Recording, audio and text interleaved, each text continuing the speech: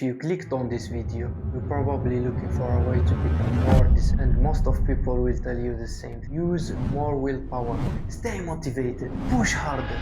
But what if that's exactly why discipline feels so difficult? Because the truth is, your brain was never designed to enjoy discipline. It was designed to conserve energy, avoid uncertainty, and chase immediately. Which means the harder you try to force discipline, the more resistance you create. And once I understood this, everything changed. I stopped treating my brain like an enemy and I started treating it like a system. In this video, I will show you 4 powerful shifts that make discipline feel easier. First, why your brain isn't fighting discipline at all. Second, the identity mistake that keeps most people stuck. Third, how top performance reduces resistance instead of overpowering it. And finally, the hidden connection between discipline and self-trust that change everything. Let's begin. Point 1. Your brain doesn't hate discipline. Most people think discipline feels hard because they are lazy, but that's not what's happening. Imagine I offer you 2 options. Option 1, you get $10 right now. Option 2, you get $100 next month. Many people will choose the $10. Not because they are irrational, because the brain discounts future reward. It values what's immediate. What's interesting is that this isn't a new problem. Long before psychologists studied delayed gratification, people were already struggling with the tension between immediate comfort and the long-term growth. Human nature hasn't changed nearly as much as we think. This is why scrolling social media feels easier than studying. The rewards arrive instantly. The problem isn't discipline. The problem is that your brain can't see the reward clearly enough. Increase reward visibility. Track your workout, track your reading, track your habit. Give your brain evidence that effort is paying off. Because once progress becomes visible, discipline starts feeling rewarding. But that insight is only the surface. Because even if you make rewards visible, most people still fail. And the reason is hidden in the next point. Point 2. The brain builds identity. This has completely changed how I think about discipline. Most people focus on the outcome. Lose weight, wake up early, read more books. But your brain is paying attention to something more deeper. Identity. Every action you take is a vote for a type of person you believe you are. And that's important because identity shapes behavior. But identity isn't just built but what you do. It's also shaped by what you believe about yourself. The stories you repeat, the labels you accept, expectations you carry, because eventually your actions begin to follow the identity you embrace. Miss one workout, no problem. Miss 10, and your brain will start building a story. I am inconsistent. I never finish things. This is just who I am. And once that identity forms, your brain will begin protecting it because the brain values consistency.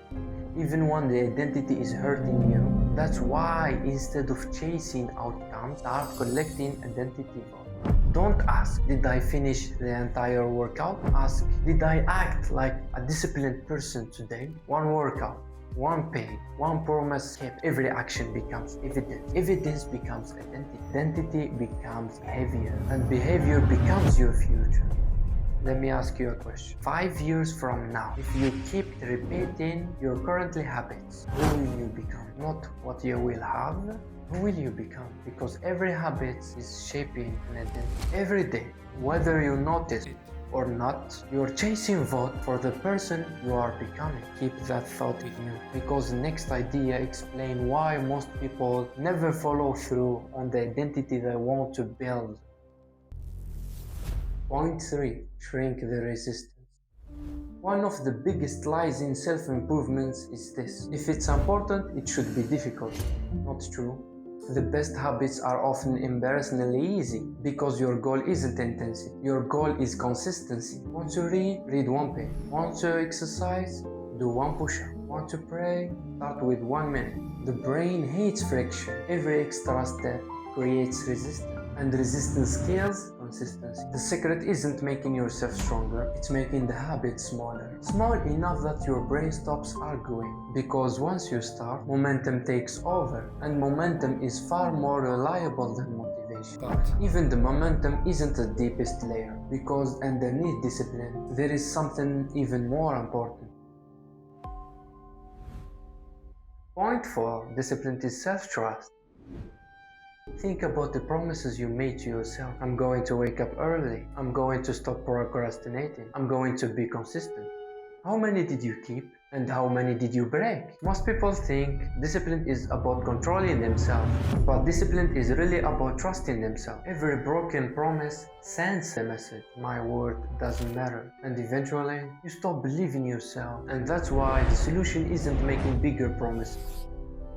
It's making smaller ones. Promises you can actually keep, because every kept promise rebuilds trust, and trust creates confidence, and confidence makes discipline easier. Not because you have become stronger, but because you have become someone you can rely on. And maybe that's what discipline has been about all along. Not controlling yourself, not forcing yourself, becoming someone whose actions can be trusted, someone whose words carry weight, someone who keeps promises they make, especially to themselves.